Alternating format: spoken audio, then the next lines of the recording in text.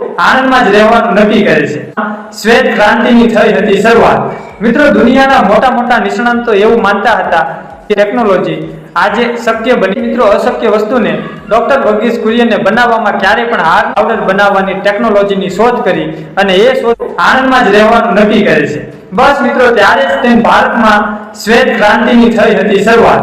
મિત્રો, દુનિયાના મોટા મોટા નિષ્ણાતો એવું માનતા હતા કે ભેંસના દૂધમાંથી પાવડર બનાવવાની ટેકનોલોજી આજે શક્ય બની રહી નથી, પરંતુ એ જ મિત્રો અશક્ય વસ્તુને ડોક્ટર વર્ગીસ કુરિયને બનાવવામાં ક્યારે પણ હાર ન માની અને એક દિવસે તેઓએ ભેંસના દૂધમાંથી પાવડર બનાવવાની ટેકનોલોજીની શોધ કરી અને એ શોધ મિત્રો સામાન્ય ન હતી।